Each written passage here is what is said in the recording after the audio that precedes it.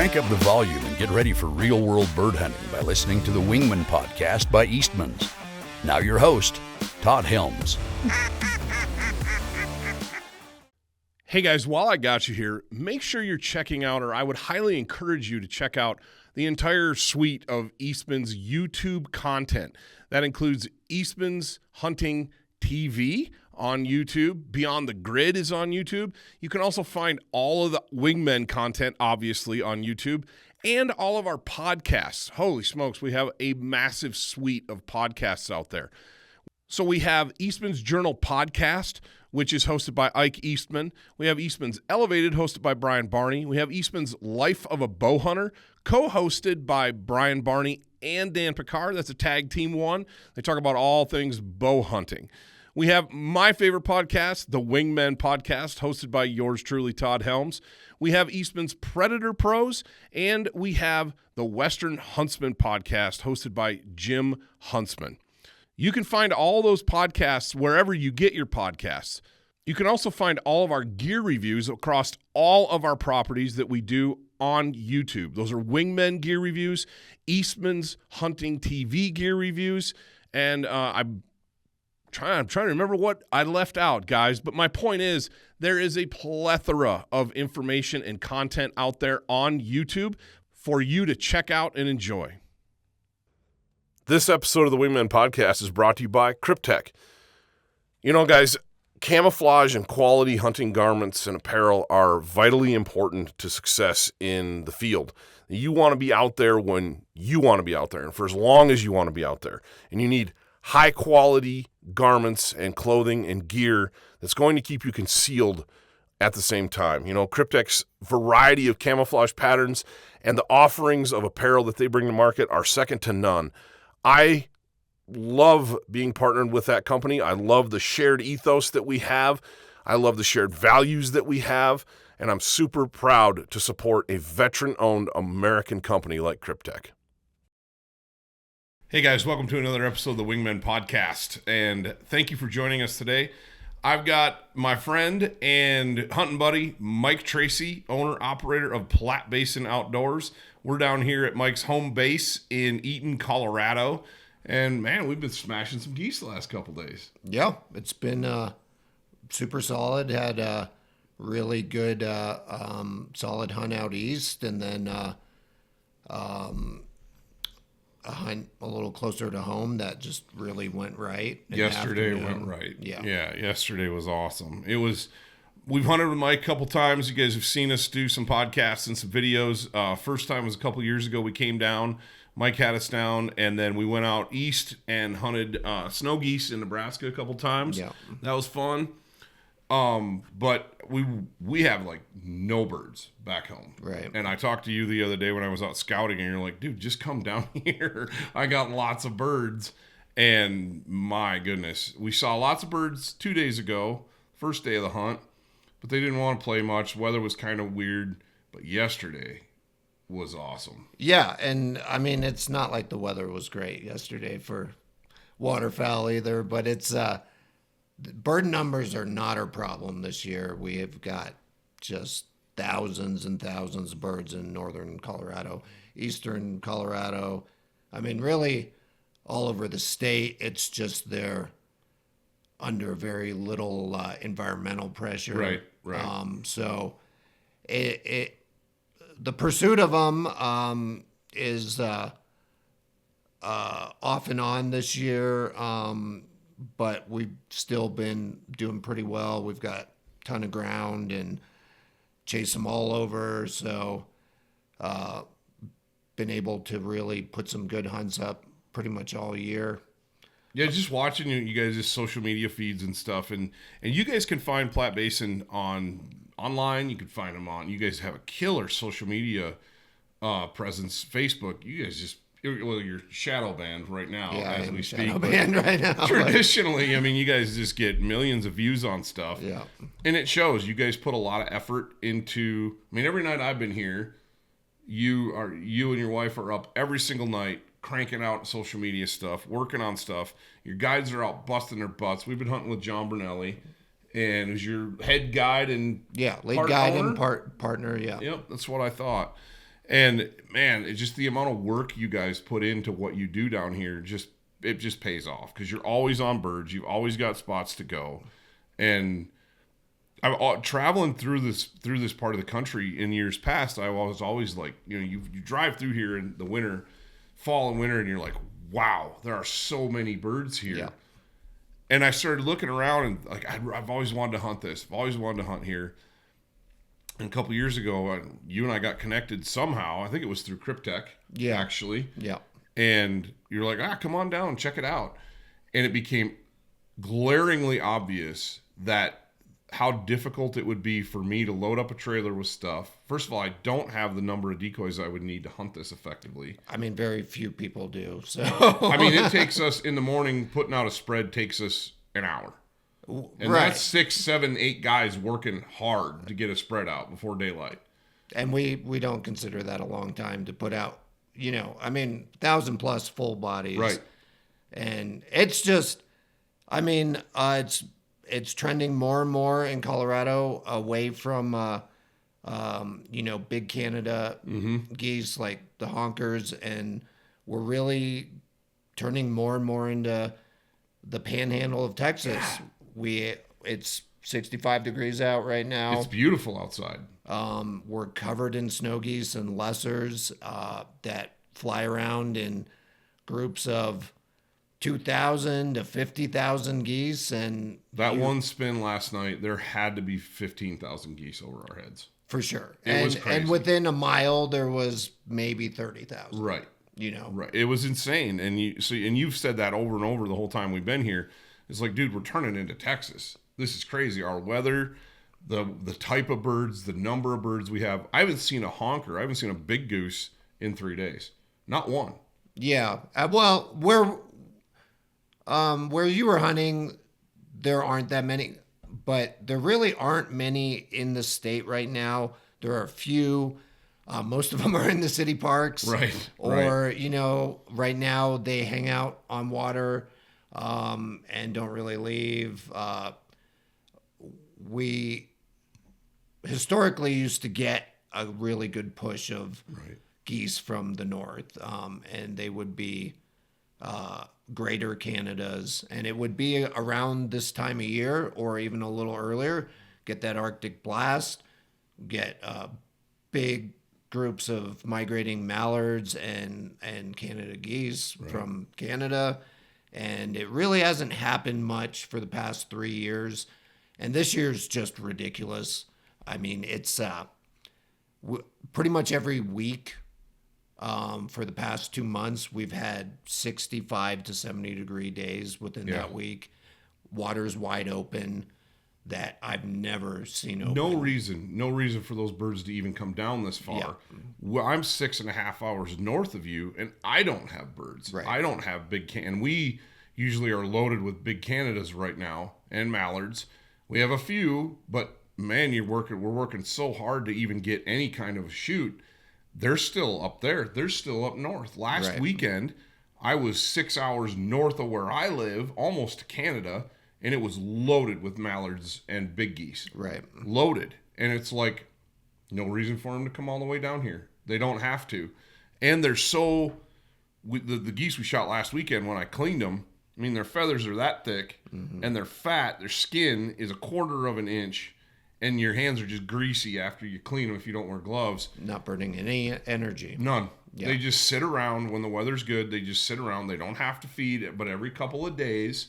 And the littles are pretty much the same way. They're the same. I mean, it's just a degree of the environmental pressure, right? Like the littles, and I mean, so you got the snow geese and the cacklers and stuff like that, and they are the most easily stressed, right? And they're the ones that move down first, right? And use up their stores. But it's so warm here this year that those geese and the, we call them mediums, but the larger lessers, they really don't have to feed every day. And they often, maybe only 1/4 of them leave the safety of the water that they've found. And it just makes it really tough. And they're very nocturnal also. Yeah. So it is a little bit deceptive on how many birds we have. Right. You would think that it would be easy to kill the geese, like hunt the geese, but it Right. really isn't. And they get patterned. They figure out where it's safe. Yeah. And you get 5 to 50,000 geese using the field that nobody can ever touch. Right. Right. And they just will keep going. And they don't have to switch when they run out of food necessarily. Mm-hmm. For one, they're not eating that much. Right. You go out there and you're on a scout and they're just Sitting around. Yeah. Loafing. Loafing. That's tough. But, we've still done really well this year. I know a lot of people are struggling in Colorado due to the weather. The lack of weather. Yeah. Right. But it is interesting because we have bird numbers and the type of geese that we have right now, we've never really seen this time of year, especially the light geese, the snow geese. We saw so many light geese So in the many. last 2 days. And this morning, we tried to do a little duck shoot this morning. We thought, why not? There's some ducks on this spot. And we had to bump them in the dark. And it's a gamble whenever Yeah. you do that. And they didn't come back. We sat until 10 o'clock and it was kind of like, all right, we got to get on the road. Let's go. And which is fine. I mean, after the there's last 2 days of 15 hunting. pieces of water Right. open around there. But there were light geese over us Yeah. all morning long. Yeah. And I'm thinking, dude, is this March? I mean, it's crazy. We saw a graphic last night that Colorado in particular, and I would bet that Wyoming and Montana are right there with it, that snowpacks are at historic lows. Historic lows, yeah. And so there's even like up in the mountains, you can see the front range out Mike's window, and there's a little bit of snow up there, but not much. Not much. And so there's nothing to push these birds. There's nothing to move them around. You couple that with the fact that you come down here, if you were to try to come down to freelance, just the sheer amount of equipment you got to have, decoys in particular, and then trying to get access on things is next to impossible. It's next to impossible to get So for geese, for sure. that was why, and it came to my realization 2 years ago when I first came down to hunt with you, it was like, why would I go to all that trouble when I can come down and pay you, hunt with you? Somebody can give you a call and be like, hey, I want to get a couple of days, because you're running day trips. Yeah. And it's quite reasonable. I mean, what are you guys charging for a day trip? $325 per person, and then we do have some group rates. We also offer veteran discounts, Right. Youth discounts. I mean, the way the math works, really, and we have a lot of guys, single guns or buddies that hunt together, and they buy discounted packages, prepaid packages, and it's around the same as a club membership. The difference is with the club, and some of the clubs in Colorado, they have really good properties and stuff like that. But you're going to need, minimum $20,000 worth of gear. Oh, it's unreal. You start opening up your trailers in the mornings to put out a spread, and just the sheer amount of money invested in decoys alone is ridiculous. Yeah. And you guys are hunting out of heated pits. Everything's squared away. Everything's set up. And there's just nothing. We've jumped in with clients both days we've hunted with you. And a lot of these folks are repeat folks. The guy yesterday, you guys were calling him Doc, big tall fella, and I'm assuming he was a physician or still is. Yeah. And he's a local guy. He's Yeah. come out and hunt because he's figured out, he's like, I can't do this stuff on my own. I'm going to go jump in with these guys. And I'm going to get into birds. I'm not going to be worried about it. There's going to I'm going to be comfortable. We're going to kill birds. It's going to be fun. Man, if I wanted to come down here, if I lived in this area and wanted to hunt, it's a no-brainer. Yeah. It's an absolute no-brainer. Our package guys, they're our buddies and they hunt with us,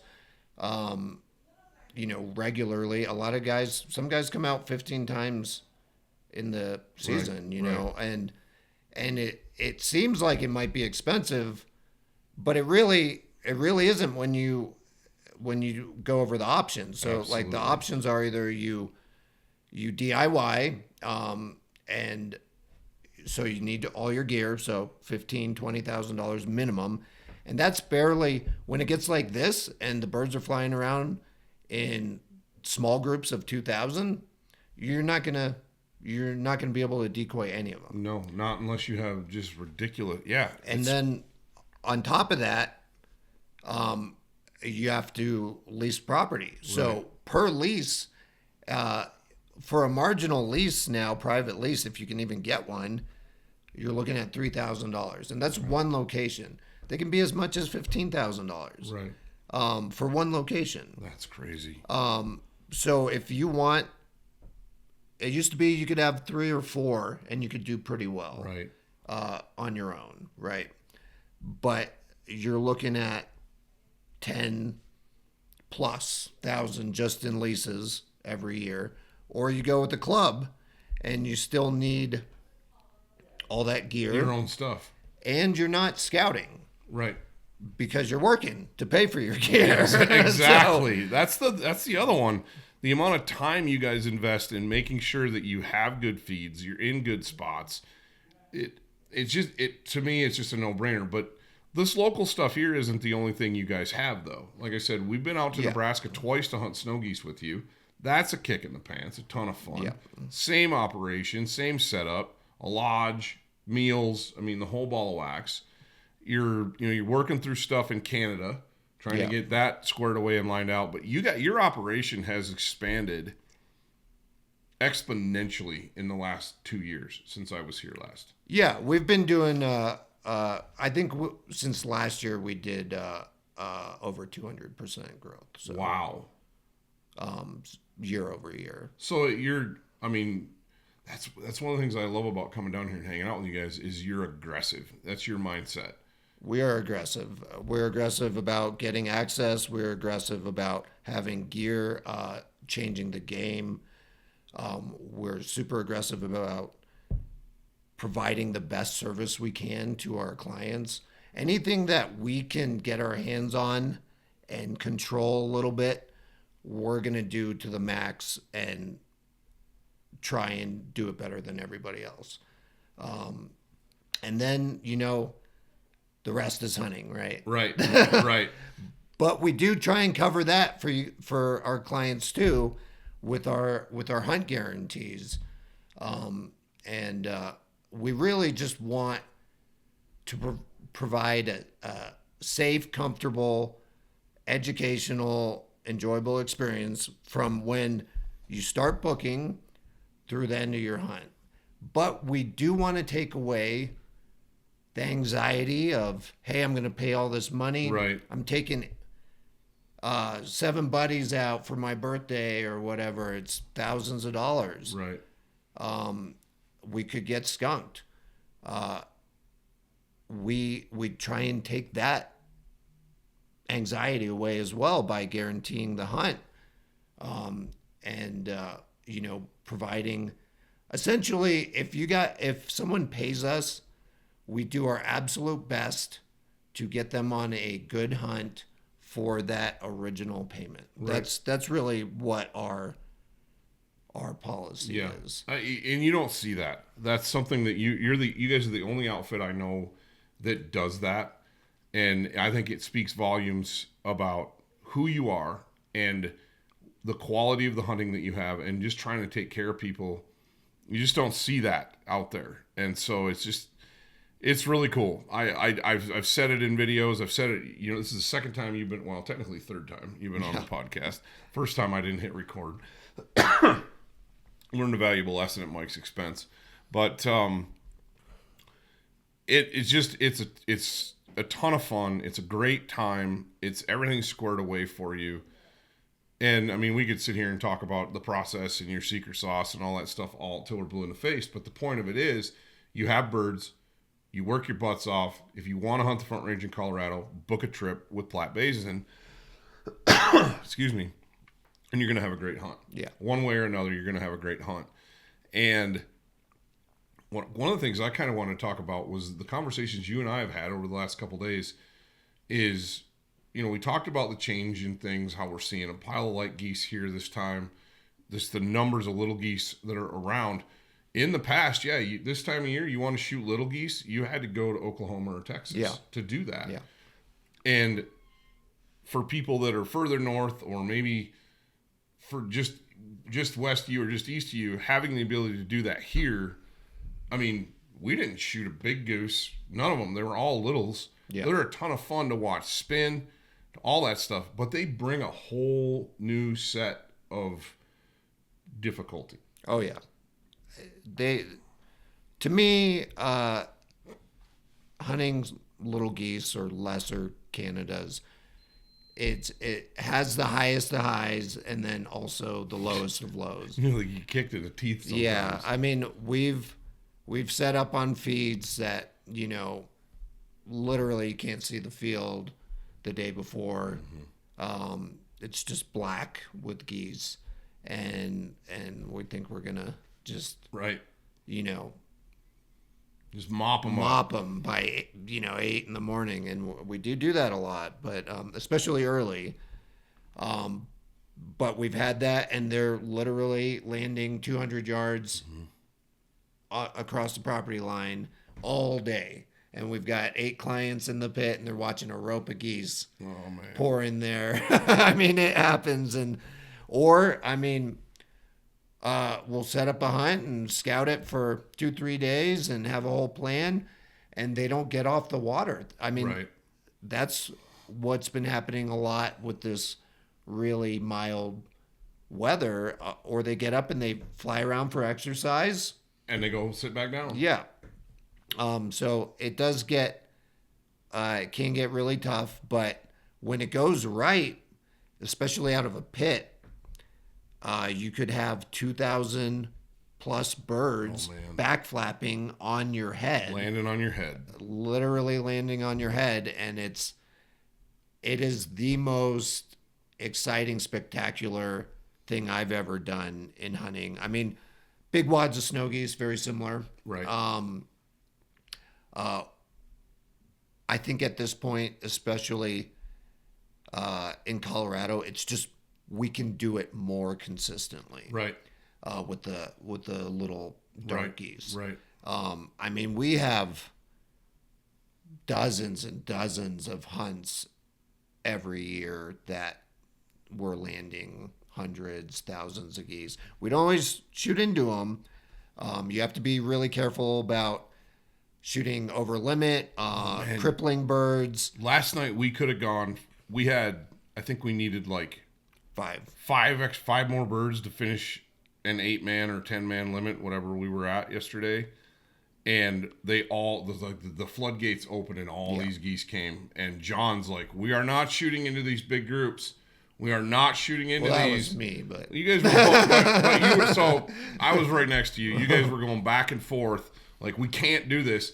Number one, most important part of it is you can't take the chance that you rain out 30 birds. Yeah. And you're way over your limit. Yeah. The other thing is you want to preserve those hunts as well so you don't shoot into the big groups and then you didn't educate them. Right. And you can hunt those birds again the next day or the day after or the next week.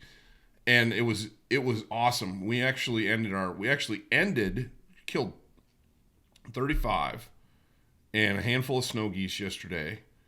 And at the end of the evening, it was like we just all sat in the pit watching the show. Yeah. And one of you said, guys, just sit back and watch the show. And it was like nothing I've ever seen. Spectacular. Sunset over the mountains. 30,000 geese, snow geese. So loud you can't hear yourself talking. Yeah, spinning you. I was literally just sitting there with a big grin on my face, just watching. It doesn't even get old for like John and I. No. We've seen it hundreds of times, right? Yeah. Like, it's really nice when you have had a successful hunt too. But yeah. But it's tough in Colorado because as those lessers get stale, is what we call them. Right. And they've been here. The same birds have been here because it's been the same weather for 2-3 months now, and they've gotten shot all over the Front Range. It gets tricky because when you do decoy geese, it is going to be a lot. We get the singles, pairs. We shot a few, but here and there. Right. But we only had 3 other goes. We shot into 3 groups. Right. Right. for I think it was a 7-man limit. Yeah, I think so. And each of those were sizable. Right. They weren't the mega group, but we get a lot of flack online, and a lot of it's because guys hunt other places, or, they are a little salt that we decoy that many geese and they think we educate them, which, but we're taking our clients out. That's our number one responsibility. Absolutely. Next to obeying the law and being ethical. Right. Right. But we need to give you guys opportunities to harvest geese. And if we only have groups of 200-300 geese coming in and we can ethically harvest some, we're going to do it. So, yeah, absolutely. And I think anybody would in that scenario. I think the hate, the trolling and stuff online just comes from, it's just jealousy for the most part, in my opinion. I understand some of it. I don't understand how people express it. Right. Especially off a 10-second video when you have no idea what's going on. But the frame of reference, holy smokes. I got lit up with a reel that we posted a few weeks back, and it was just talking about using a dog. It was like a 10-second reel, 10-second podcast clip talking about using a dog a certain way in a certain condition. And I got roasted for that. You don't know what you're doing. You're an idiot. You need a better dog, blah, blah, blah, blah, blah. It was a 10-second clip from a podcast. And it was like, there was a whole bunch of stuff in there that you missed. And people are so quick. Oh, and same thing happened to me last week. And myself included. I mean, we all jump to conclusions on things. I've learned over the years to keep my mouth shut. You know what I mean? And don't. Anyway, it is what it is. We could sit and troll the trolls forever. But. Yeah. Well, I was considering doing a weekly troll patrol and read our best trolls off. Right. But same thing happened to me last week with my dog in the water, and we were hunting, waist deep water. I have a 4-year-old pointer, and she's mostly a waterfowl dog. Even though she's not bred necessarily for that. She does a great job at certain things. But she was chasing a diving goose for 15 minutes. And no dog would ever have gotten close to it because it's diving 20, 30 feet from her. Yeah. And I went out and helped corral it and just got annihilated online. Dog's not trained right, blah, blah, blah, and then death threats from people about, that's crazy, torturing wildlife or whatever. That's what I'm going to title. And then I got shadow banned. That's what I'm going to title this podcast. I'm going to call this episode Torturing Wildlife with Mike Tracy. Let's not do that. No, but it blows my mind, but it's just, my goodness, it's just insane. Well, back to the geese. One of I don't remember if it was you or John said this the other day, kind of putting it in perspective, because where we live, we don't see little geese. Yeah. They'll come through. You might kill a couple mixed in with some Canadas, but we don't hunt them. We don't target them because we don't have them. So hunting big geese, hunting honkers is very, very different from hunting little geese. It's small. Not even close. They're not even close. And, small spreads, very soft calling, very specific calling. A lot of times you're having a conversation with an individual bird that's talking to you, and everything's got to be, just perfect. And then you come down here in little geese and everything's still got to be just perfect, but it's just on this massive grand scale. And one of you said, okay, so put it in perspective. If you've got to see 300 geese to kill 30. Yeah. Or let's say to kill 30 geese, you got to see, 300 honkers. You're going to have 30 of those birds you're going to get cracks at, and you're going to kill 30. To do the same thing with little geese, you got to see 30,000. Yeah. And yesterday, I think we shot right around 35 and some snow geese, and we definitely saw 30,000 geese. 30,000. So the ratio is really similar. It's similar. That's crazy. And it's the same, too, because, when those honkers get smart, too, you could see 2,000 honkers and not kill any. And not kill any of them. And we'll see 50,000 geese, and they'll go right over us.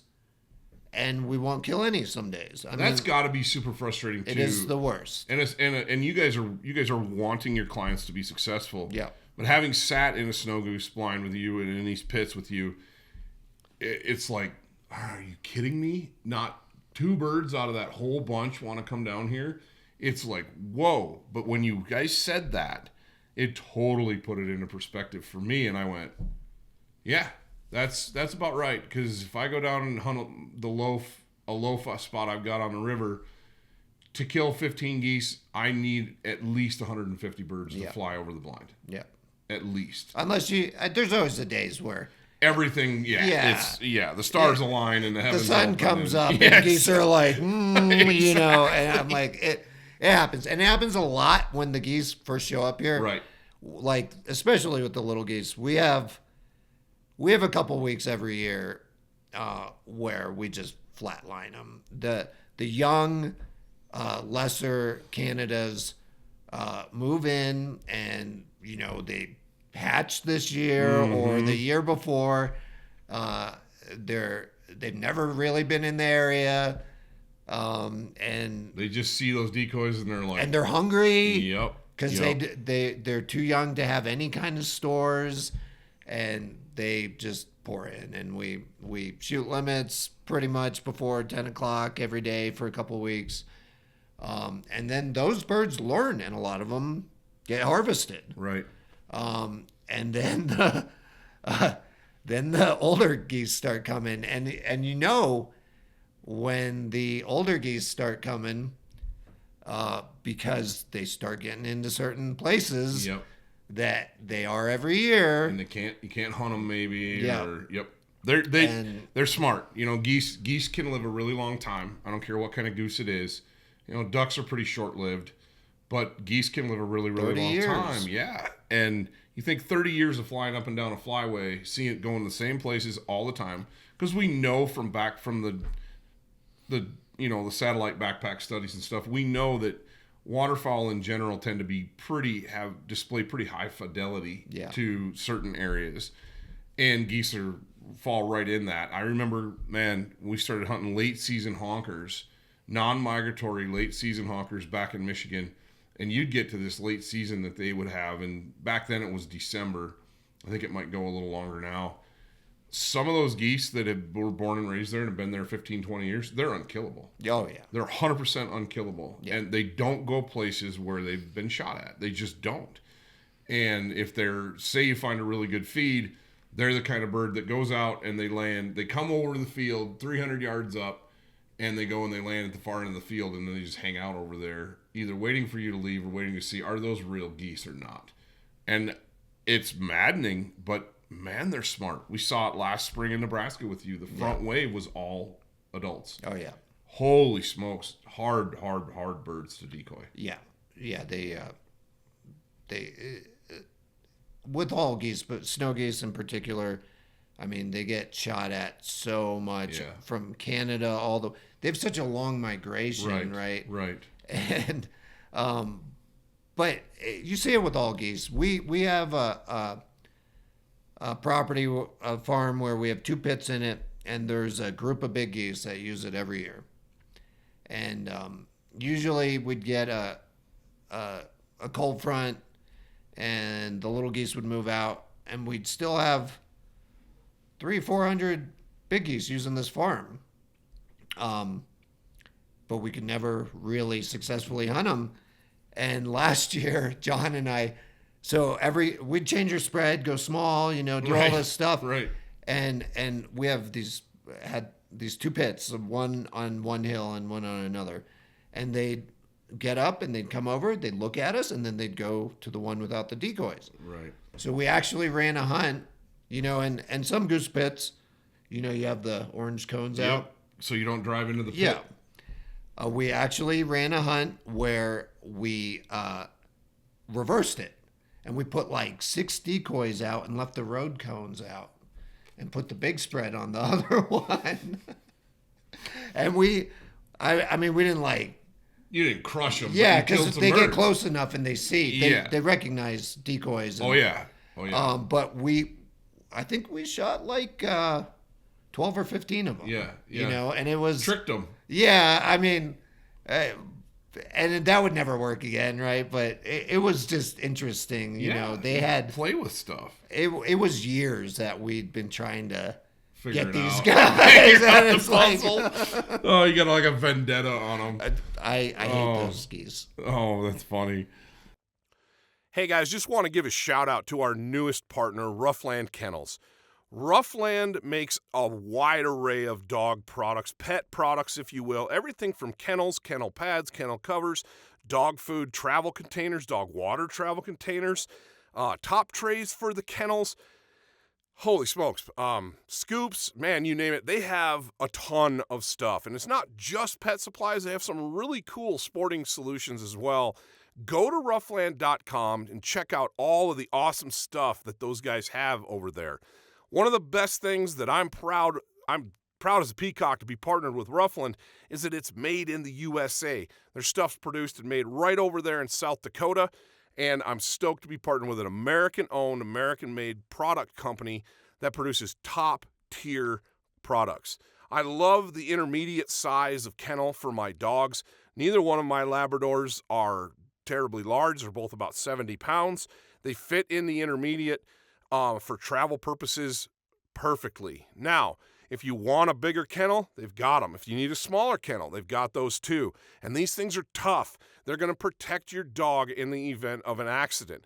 None of us want to even think about that worst case scenario, but having the peace of mind of knowing that your pet is protected and contained in a tough, durable kennel during transport just makes trips go easier. If you're like me, you take your dogs everywhere. My dogs go fishing, they go hunting, they go camping. We travel back and forth across the country. We're constantly on the go with my family, and the dogs go most places that we do because, let's face it, my dogs are part of my family. Having a company like Roughland that supports our lifestyle with awesome products just makes me even more proud to be partnered with them. So guys, go to roughlandkennels.com, check out the vast array of products that they have, and punch the button, man. Pull the trigger. Upgrade your kennel if you're still running some old school, cheap plastic model. Upgrade it with a Roughland. You're going to be pleased. You're going to be impressed. Another thing I really like about them too is they're tough, but they're light. A lot of heavy-duty kennels, whether they're made out of aluminum or they're roto-molded, are so heavy that my wife can't get them in and out of the vehicle very easily. Not a problem with the Roughland. They are lightweight for what they're made out of. They are injection-molded. I guess injection-molded would be the right term. And these things are tough as nails. A ton of testimonials on their website about horrible, horrible accidents that the Roughland products save the dog from. Again, a ton of great products on that website. Thank you, Roughland. Now let's get to the podcast. You guys have you get around you guys, and you always telling stories about past hunts and different things, and there's always a spent hull laying around in the blinds that didn't get picked up, or this, that, and the other thing. And I found one the other day. I was sitting in the pit, and I'm looking down between my feet, and I'm like, that looks like a 2 3/4 inch low brass hull.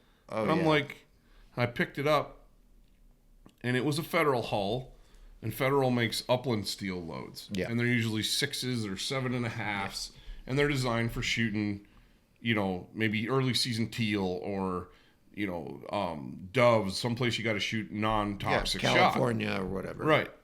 And I'm looking at this, and I'm like, hey, what's the deal with this low brass number 7.5? And the story rolled out. And I'm not gonna throw whoever that was under the bus. We won't go into great detail. Well, I guess my point is, when guys show up for these hunts, you guys aren't providing ammunition generally. You can. But if a guy shows up, what does he need to bring? Because I rolled in with my Black Cloud 3-inch number 2s, and it's the perfect, in my opinion, it's the perfect load for these geese. One of my favorite. I prefer 3s, but that's kind of personal preference. That definitely depends on your choke and stuff. Right. But what do you? So guys looking to do this, what do they need? What do they need to bring? Can they? Well, there was a guy yesterday, the doc.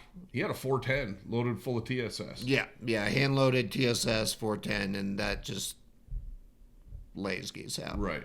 I mean, you can easily drop a big goose at 60, 70 yards. Yeah. I mean, the way I look at it, okay, so anytime you're hunting, but you're going on a guided hunt, you're spending money, you've got a really nice shotgun, got your camo, all that. More often than not, that last step, that last 10%, guys cheap out on it. And they think, it's ammo. It's ammo, you're shooting birds with the shotgun. It's gonna. Yeah. And it's just not the case. Take it the last 10%. Right. And get quality ammo. And there's lots of issues with buying cheaper stuff. The reliability. Right. Yeah, we're hunting out of pits, so your gun's going to be constantly subjected to dirt. There's dirt, and you guys line your pits with vinyl, I guess. Those are our basic pits. We have fully framed out ones, drop-in pits. Right.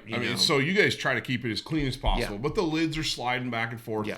Your stuff's going to get dirty. You're going to get dirt and grit in the action of your gun. The Weatherby's performed flawlessly the whole time we were down here. We were talking about that yesterday. I'm very, very happy with the Weatherby Sorex. It's been great. But that good ammo, there's so many things that can go wrong. Buy the Black Cloud. Buy the even if it's Federal Blue Box. In my opinion, the Federal shot shells are as good as it gets. And there's lots of different loads, lots of different offerings, but it makes a huge difference. Yeah, so this is where I stand on that. I will only provide Federal, and we're not sponsored. No, with you guys Federal. are sponsored by Federal. We do have a relationship with them, and right. and they will sponsor some of our events or something like that once in a while. Sure. But that doesn't have anything to do with it. Federal, I have found by far is the most reliable cycling shot shell for waterfowl shotguns of all kinds. From the Blue Box to the Black Cloud to the Black Cloud TSS. Mm-hmm. Now, I am a proponent of really using quality ammo. So my minimum ammo would be Black Cloud. That's the only steel shot that I will use on a goose hunt, like straight steel. And a lot of people have mixed feelings about Black Cloud. I think mostly because of the price. And it has a little bit of an erratic pattern, but from seeing thousands of birds, it just crushes. Patterned by Black crushes. Cloud, it is very consistent, hard-hitting steel shot. Besides that, I really do suggest that it depends on your level of shooting. Okay. So if you're a 1 in 10 shooter, you might not want to spend $3 to $6 a round. Sure. Okay. Sure. And I get that because you're not hitting anything. Right. Or it's much lower percentage. If you are confident in your shooting ability and even just being around 50% out of the blind or the pit, and the pit takes getting used to, I think if you're spending $7, $8 a round for Black Cloud TSS, you're getting more harvested, clean, killed birds than for your money. Absolutely. Because it's almost 100% kill rate. Right. And dropping birds where they are not flying away. Yes. And it's totally different. I mean, we've killed more humane everything. Absolutely. We've killed, I think, pretty close to 50 birds since we've been here. And I can count on one hand the number of birds that sailed and went down long. and then you get your German Shorthair Luna out, and she goes mops them up. It's to the point where trying to get my lab Hondo on long retrieves and make some of those, we don't have those. Right. Because I'm shooting Black Cloud TSS or I'm shooting regular Black Cloud straight steel, and birds are, and granted, we're not taking long shots. We're shooting stuff inside of 50 yards, most of the time inside of 30. So you're just not going to cripple a lot of birds at those distances. But I had my Hondo got his very first hero retrieve last weekend up in Montana, and it was just because we're shooting giant geese. They were all huge, and it was windy, tough conditions, and we did sail a bird that went 300 yards plus, and he got to mark it and run out and get it and come back. He got his first hero retrieve. But traditionally, most of the time, after a go, there's however many birds laying in the decoys and they're dead. Right. And they're that dead. is the ammo, because... And that's the goal. You were in the pit. Right. Okay. So we're in a pit yesterday with 7 shooters, whatever it was. And we had you and our buddy, our regular client, that were both shooting TSS and some premium ammo. And then we had clients. You were on client hunts this whole trip. But we were shooting geese at 15 yards. Yeah. And you can watch the video. There are the ones that get just flatlined. And then how many did we have that were 300 yards out? Quite a few. Or walking around. Or walking around in the spread after they get, they hit the ground, they go down, they hit the ground, they pop up, and they're walking around. And you could tell. I mean, by where those birds were in location to where certain non-premium, let's just say it, non-federal Black Cloud ammo was being shot, there were birds up walking around. Yeah. And birds that were getting shot by the guys that were shooting that federal stuff, they're dead. And they're just laying there dead. And these geese are about as close as you can get. Yeah. Okay, yeah, we're shooting close birds. And I see it every hunt, okay? Like feathers flying, and it's not even crippling them. They fly away. Likely they're going to die of infection or something later. Or they bleed out. Yeah, but that's not, helpful to the hunter that's trying to harvest meat. And I've said it for years, Mike. I mean, I was shooting federal stuff when I was a kid. When I was running a trap line or selling night crawlers in the summertime as a kid to get enough money to buy a hunting license and buy a couple boxes of shells to get me through. When I went to the hardware store, I bought federal. I always bought federal. And I don't know. I always liked it. And it always worked really well. And so now all these years later, getting to be partnered with federal, I mean, I make no bones about it. We're partnered with them. I couldn't think of a better ammo brand to be partnered with. I'm very proud of that relationship that we built with them. And I just highly recommend it. People ask me all the time, hey, I'm going on this hunt. What do you think I should shoot? And I'm like, well, you're going to go after, you're going snow goose hunting. I'd buy at least a flat of federal Black Cloud. Yeah. And yeah, it's expensive, but the other thing is the value is there though. It is. You hear it when and you're it out always hunting. Fires. That's the big thing. It always goes bang, kills birds. Yeah, it's crazy, and we could go down through a list of equipment all day long, but that was one of the things when I saw that hull laying there that I was like, it makes a huge difference. What? Like it can literally completely change your hunt, and you're talking about a few dollars. Right. Maximum, you're talking about a couple dollars per shot, right? And if say you shoot 10 times, that's $20, right? Right. For me, like to sum it up for federal, because there are other ammo companies that make good stuff. Yes. And it hits hard and yes, similar price point or whatever. The number one reason why we stock federal, and we almost always recommend it.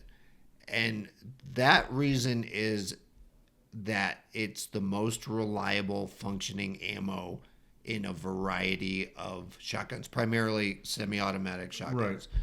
And this is based on trial and error. You guys see thousands of rounds go downrange every year. Every year, ones that clients brought and ones that we've bought, because I bought flats of several different right ammo company shot shells, and some like premium ones, and I've had just all kinds of problems with them. Yeah. And you still, if someone's gun isn't clean or whatever, or if they're just not shouldering it right, you can still have issues. But guys get in a hurry. I find myself doing the same thing. You get in a hurry. I do it all the time. When that shot's called. Get them out front, and you get in a hurry because you want to get up and get your bird. First of all, unless it's screaming wind, you probably have more time than you think. And second of all, you're not doing yourself any favors by getting all flustered and then not mounting your shotgun correctly. Yeah, I have the opposite problem. I have shot so much out of a pit and a blind that I'm too comfortable. Oh. So I'm very loose with my shoulder. I actually switched to gas gun for this reason, because they function better. Right. Like I'll shoot kind of sideways and stuff like that. You don't always have it tucked right in. Yeah, like I just don't need to. Well, and you're not. Okay, so this is where the fat joke comes in. You're not a big dude. No. I don't have that problem. Right. I can just boom, because I got the body mass there. That guns, my body just soaks it up and makes the action help work. And yeah, just don't get in a hurry. Good mechanics. I would say go back to that 1 in 10 shooter. If you're planning on going on some of these guided hunts, do yourself a favor and in the off season go shoot. Yeah.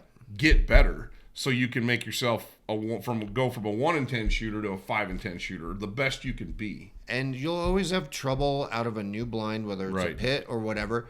But when you have the muscle memory of shouldering properly, keeping your head down, you'll overcome that, very quickly. Mm-hmm. And that's really, to me, the key with shooting shotgun is not thinking about it and 100%. having whatever your comfortable, repeatable mechanics are, that you have those dialed and you naturally revert to them once you get comfortable with the other things going on. Yeah. And there's a lot going on in a pit. You've got, I love how you guys have cradles for the guns, and it's just it's not made for a gun. I think it's a gun. It is. Oh, those are literally made for a gun? Yeah, they're field rest, for layouts. Okay, it's like a giant, it's a big spike on it, and it's U-shaped, and you just stick it into the wall of the pit, and your gun sits there. It's not getting knocked over, it's not falling down, because you cannot afford to have that happen in a blind. But it shocks me how many blinds I go to, built blinds. I'm talking like built blinds. It's different when you slap together a brush blind on a riverbank like we hunt out of a lot. I'm always looking for the secure place to sit my gun. The window. And, and try to keep the dogs out of the blind. And, there's rules to it. But it shocks me how many places I go hunt out of a built blind that there's no place to put your gun that's secure. Well, we're out there every day, and we don't want to get shot in the butt. You can't. You can't.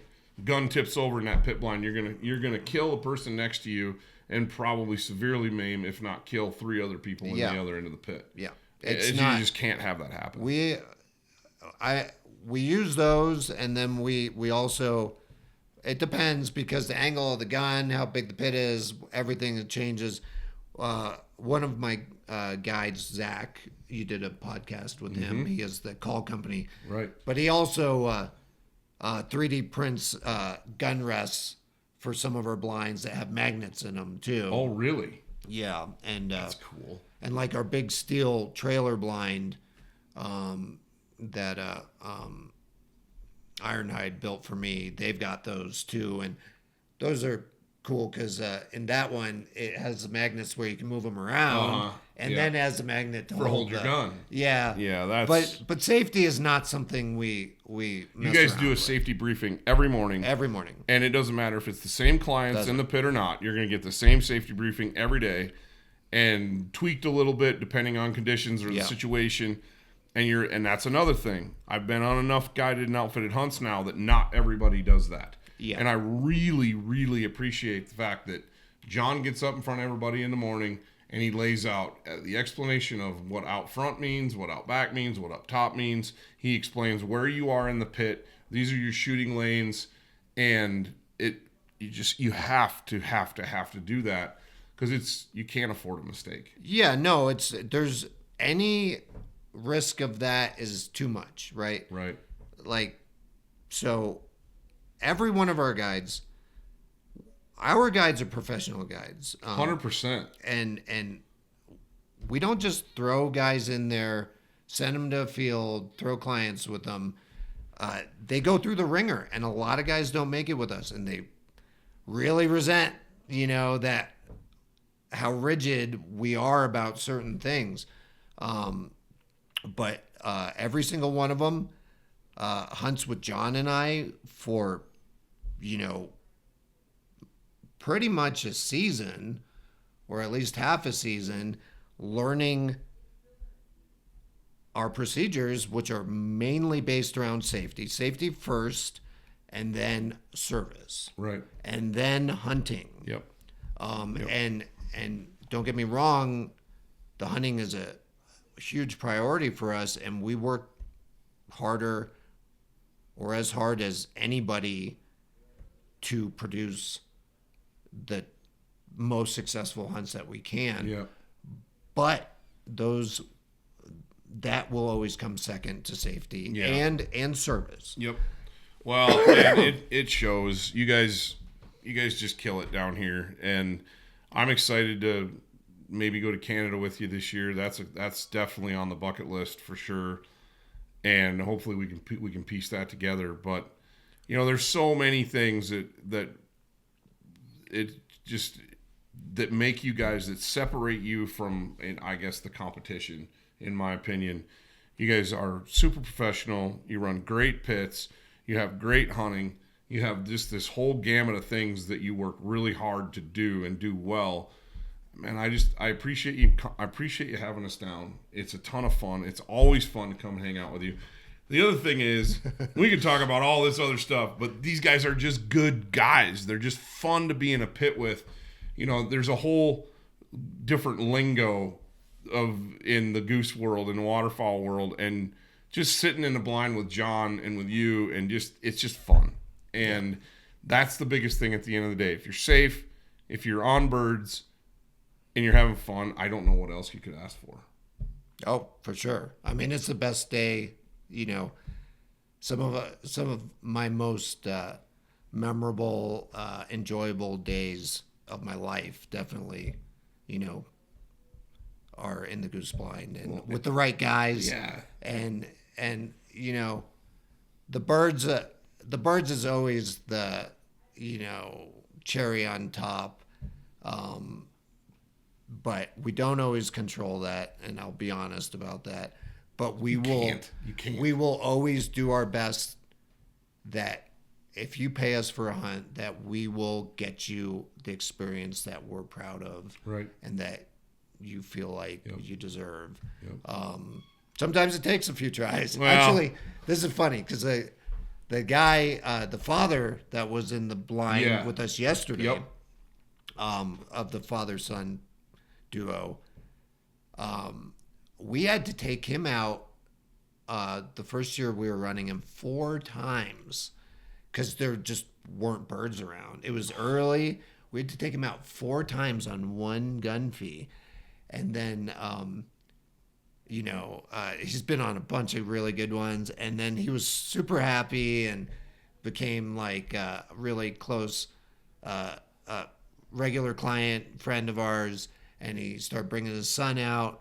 And then his son came out last year. And he hit the worst, 4-day stretch of our season. We're shooting limits every day early in the morning. He showed up. I think he went on 4 hunts. We killed 5 birds. Oh my gosh. And then he left. And we picked right up. Again, I think we shot limits 9 days in a row after he left. But they're back. Yeah. And this and year, you guys were teasing them. Yeah. Like, dude, go for a walk, man. We need to shoot some birds. You're just teasing them. That's the cool thing that I see with you guys that I don't see any other place, where you have a ton of repeat clients. Yeah. And they come back for a reason. One is the birds, but the other part is it's fun to be with you guys. You make it fun. It's a ton of fun. And I can't stress enough, if you want to get in on just ridiculously good little goose hunting in a beautiful place, have a ton of fun, you need to come out here and hunt Colorado with Platte Basin Outdoors. And you just do. It's worth the money. It's worth the time. It's worth getting on a flight, getting out here and doing it, because you're just going to have a ton of fun. You're going to kill a bunch of birds. You're going to see stuff you've never seen before. Like I was sitting next to a gentleman from Alabama the first day. He's never shot a goose. Yeah. He literally walked out. We had the first birds come by, and there was maybe 60 of them. It wasn't a huge bunch, and they kind of gave us the flyover and kept going. And he's like, "Man, that's the most geese I've ever seen in my life." And that's why you come. That's why you come out here and do this, because to sit last night in that sunset and watch 30,000 geese just doing goose things. They almost sat on her face at one point. Yeah, that was crazy. So. That was crazy. Yeah, and they probably would have if I wouldn't have popped the lid and pulled a bonehead move. I swear I heard John say, "Get them all back." Oh, I'm not talking about that. No, time, but I did. Yeah. But I wasn't gonna bring that up. No. I screwed that one up. And as soon as I popped the lid and looked, I was like, "Uh-oh. I screwed up," because they weren't. There was birds dropping, but there was a whole bunch more behind them, and it still worked out. It actually was probably better because we didn't have to shoot into 2,000. We just shot the ones on the ground that were landing. At least I just didn't stand up and start torching. So, oh my gosh, yeah. Anyway, it was literally a snake coming in like a dragon. That was great. It was awesome, but. Yeah, great times, great guys. Dude, thank you so much for having us. It's always a pleasure. I love having you out. Like, that's why I bug you to come down here. I know, and I appreciate it. And like I said, the offer always stands. You get a wild hare and you can drag yourself away, I'll put you on mallards. So. Maybe in the next couple of years now that we're, it's been such a push to you've get grown this, like you said, 200% growth. And it shows. Well, that's year over year. From when we started, it's 10x. It's massive. So. Yeah. But before we sign off, I just want to thank my whole crew. Yeah. John, Zach. John busts his butt, dude. Yeah, he does. Sure. Yeah. I think he could work a little harder, but he does. He's still sleeping like 2-3 hours a night. Yeah. You got to cut that down to about 30 minutes. Yeah. The first morning, he's like, "Hey, are you guys cool with, an early start?" And I'm like, "What's an early start? Like 3 a.m., 3:30?" He's like, "Yeah, we got an awesome one, and it's a long drive, and I want to get out there." And I said, "Yeah, it's what I came down here for." And it was almost a 2-hour drive, and we ended up being almost to Sidney, Nebraska by the time we were hunting. And it was fine. We got birds. It was a ton of fun. It didn't work out exactly what I think John wanted it to. But they didn't fly. They didn't fly that day. They just didn't fly. The day before, there was 5,000 on the pit. Yeah, but you can't do anything about that. They don't either fly or they don't. But it was like, it's just fun. And so, that night, he didn't get much sleep. Yeah. He didn't, and then we were back at it again the next day. So, super hardworking, super cool. Again, thank you so much. Yeah. But I do want to thank my staff. Absolutely. Quick. So, of course, John, Zach, and Ginger been with us since the beginning. Aspen, she helps you guys out, too. Aspen runs our social media. Matt Regan, Matt Mans Jr. or Squirt, and the other guys that help us out. We have some really great. Don't forget your wife. Yeah, well, she doesn't like to be named. Well, you don't have to name her. But my wife, who does all the back end and all the stuff that I'm not suited for, thank you guys. Thank Ike, man. Kryptek. Yep. And just, everybody, if I am leaving someone out, it's not personal. No, it's hard to remember everybody. It's hard to remember everybody when you're on the fly. Yeah, no, I hear you. I hear you. We couldn't have done it without all those people. And we're in a really good place now, really solid group of people that are in it for the right reasons, taking care of clients, and sharing experiences with good people. Yep. And making sure people have the stuff they need. That leads me into thanking my partners. We couldn't do this without Kryptek, without Weatherby, without Leupold, without Mountain Seasonings, without Rufflin Kennels, without obviously Federal. We talked a lot about them. We could not bring you the content that we're bringing you right now without them. And honestly, even if I didn't have those relationships, they are still people that I would want to support because of their ethos, because of the products that they make. Yeah. I think that I'm very blessed and fortunate, I say it all the time, to work with awesome brands that bring awesome products to the market for, at the end of the day, the average end consumer can go to the store, buy a Weatherby gun, put some Kryptek camo on, grab some Leupold glass, shoot Federal at the end, then go home and make it all into delicious stuff with high mountain stuff. We was passing the goose jerky I made around the blind, and everybody loved it. Goose jerky is delicious. I think so. I think so. It tastes like it has the same texture and everything as beef, and it tastes like jerky. That's what I mean, what else are you gonna ask? I made that jerky for the recent review that we put out and put on the YouTube channel. It's High Mountain's new wild goose specific jerky kit. Yeah. And I just made some jerky. Yeah, it's wild goose specific. They tweaked some seasonings in it, and it's the first time I'd made it. Did the review, made it, and I thought it was good. My kids liked it, wife liked it. I brought it down here, and every client was like, "Dude, this is really, really good." So anyway, thank you guys for listening to this episode of the Wingmen Podcast. I got to beat feet and get back to northern Wyoming. I've got about 6.5 hours ahead of me, so we're gonna wrap this one up, and I'm gonna get on the road. But thank you, Mike. Thank you, Platte Basin. Guys, check them out. Until next time, we'll see you in the field. Yep. Sorry. No, you're good. I was going to say, hope to see you in the field. Yeah, absolutely. Absolutely. See ya.